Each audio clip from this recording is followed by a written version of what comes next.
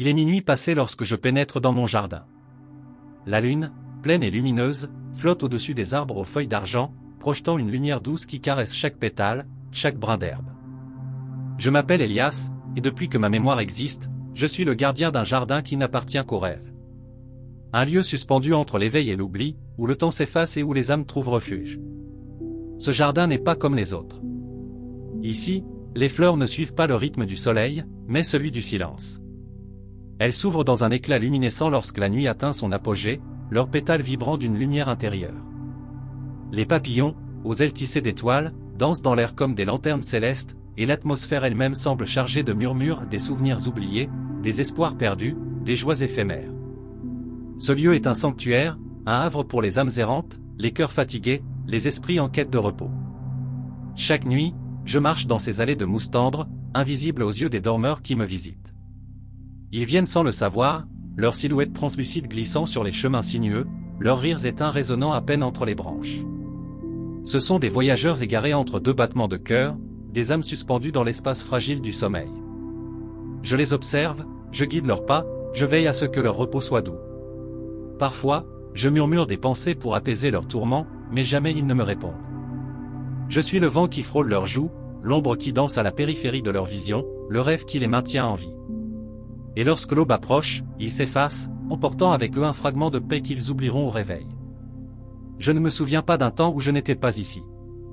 Le jardin est ma maison, ma raison d'être. Pourtant, il y a des nuits où une question me hante, suis-je vraiment un gardien, ou suis-je moi-même un rêve, prisonnier de ces lieux? Cette pensée s'évanouit toujours avant que je puisse l'attraper, comme un reflet dans l'eau troublée. Mais cette nuit, tout a changé. Elle est apparue sans un bruit, comme si le jardin lui-même l'avait appelée. Une femme, vêtue d'une robe de brume qui ondulait comme des nuages pris dans un vent léger. Ses cheveux, noirs comme l'encre, flottaient autour d'elle, captant la lumière lunaire. Ses yeux, couleur d'orage, brillaient d'une intensité qui semblait défier la douceur de ce lieu. Elle ne marchait pas comme les autres dormeurs, hésitants ou perdus dans leurs pensées fragmentées. Elle avançait avec une assurance presque surnaturelle, comme si chaque sentier, chaque fleur lui était familier. Et surtout, elle me voyait. Je me suis arrêté, figé par l'étrangeté de son regard. Aucun dormeur n'avait jamais croisé mes yeux. Aucun n'avait jamais su que j'étais là. Mais elle me regardait comme si j'étais aussi réel qu'elle. « Tu es le jardinier des rêves ?» a-t-elle dit. Sa voix n'a pas franchi ses lèvres. Elle résonnait dans mon esprit, claire et douce, comme un chant porté par le vent.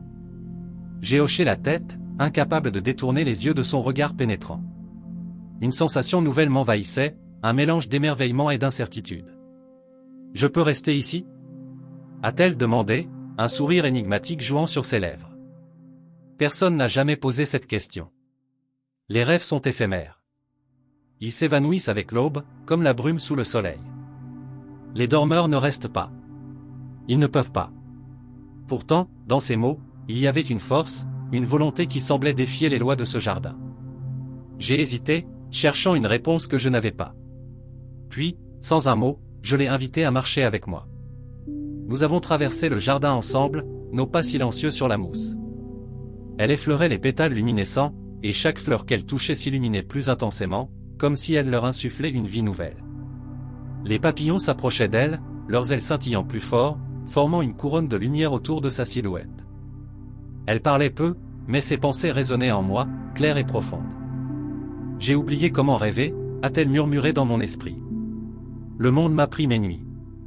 J'ai couru si longtemps, porté tant de fardeaux, que même le sommeil m'a abandonné. Je suis resté éveillé, seul, pendant des années.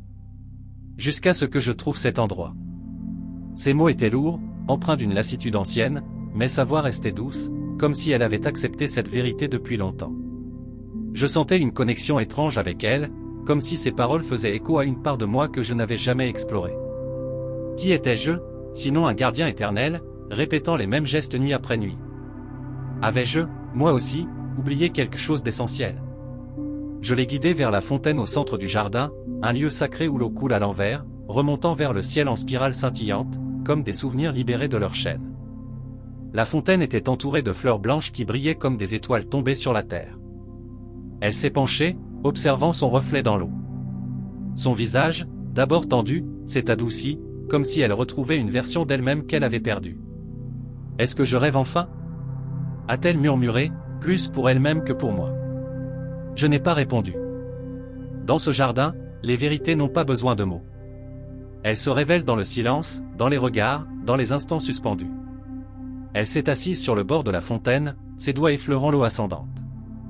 Une larme a glissé sur sa joue, non pas de tristesse, mais de soulagement. Elle brillait comme une perle, captant la lumière de la lune avant de tomber dans la fontaine, provoquant une onde lumineuse qui s'est propagée dans l'air. Pour la première fois, je me suis assis à ses côtés. Le jardin semblait retenir son souffle, comme s'il attendait un événement qui allait tout changer. Les fleurs cessaient de s'ouvrir, les papillons ralentissaient leur danse, et même le vent semblait suspendu. Nous sommes restés là, silencieux, partageant un moment qui semblait plus réel que tout ce que j'avais connu. La lune a poursuivi sa course dans le ciel, traçant des arcs argentés. Les étoiles ont tournoyé, formant des motifs complexes, comme une écriture céleste que je ne pouvais déchiffrer. Mais l'aube ne venait pas. Elle restait là, immobile, ses yeux fermés, un sourire paisible sur les lèvres. Et moi, pour la première fois, je me sentais vu. Pas comme un gardien, pas comme une ombre, mais comme Elias, un être avec une histoire, des doutes, des désirs. Une pensée m'a traversé, aussi claire qu'un éclair dans la nuit. Et si ce n'était pas elle qui rêvait? Et si c'était moi? Depuis toujours, j'étais ici, nuit après nuit, répétant les mêmes gestes, guidant des âmes qui ne me voyaient pas. J'avais cru être le gardien du jardin, mais peut-être étais-je un rêveur prisonnier, enfermé dans un cycle sans fin, attendant quelqu'un qui briserait les chaînes invisibles. Je l'ai regardé, et dans ses yeux, j'ai vu plus qu'une femme. J'ai vu une vérité, une porte, un commencement. Elle n'était pas venue pour rêver, mais pour me réveiller. Elle a tendu la main, et sans un mot, sa pensée a résonné en moi, viens avec moi. Pas dans le monde des éveillés, où tout est bruit et urgence, mais plus loin, là où les rêves et la réalité se touchent, là où nous pouvons être libres. J'ai hésité, regardant le jardin autour de moi. Ces fleurs, ces papillons, ces sentiers. Ils étaient tout ce que je connaissais. Mais pour la première fois, je me suis demandé, et s'il y avait plus? Et si ce jardin n'était qu'un fragment d'un monde plus vaste? J'ai pris sa main, et une chaleur douce m'a enveloppé, comme si je retrouvais une part de moi-même que j'avais oubliée. Le jardin s'est estompé, non pas dissous, mais transformé. Les fleurs, les papillons, la fontaine, tout était encore là, mais plus vivant, plus réel. Les couleurs étaient plus vives, les contours plus nets, comme si je voyais ce lieu pour la première fois avec mes propres yeux, et non à travers le voile d'un rêve. Le ciel au-dessus de nous s'ouvrait, révélant un horizon infini où les étoiles se mêlaient à des aurores aux teintes pastel. Nous avons marché ensemble, elle et moi, vers cet horizon. Chaque pas semblait alléger un poids que je n'avais jamais remarqué. Je ne savais pas où nous allions, mais pour la première fois, cela n'avait pas d'importance. J'étais libre. Je ne suis plus le jardinier des rêves. Je suis Elias, et je marche désormais là où les rêves et l'éveil s'entrelacent. Le jardin existe toujours, quelque part, pour ceux qui en ont besoin. Peut-être y retournerai-je un jour, non pas comme gardien, mais comme visiteur, pour me souvenir de ce que j'ai appris. Et peut-être vous attends-je, quelque part, dans un jardin qui n'existe que pour ceux qui osent rêver. Peut-être, une nuit, nos chemins se croiseront, et ensemble, nous découvrirons ce qui se trouve au-delà des étoiles, là où les âmes se rencontrent, là où les rêves deviennent éternels. Abonnez-vous pour explorer d'autres rêves. Partagez votre propre histoire de rêve en commentaire.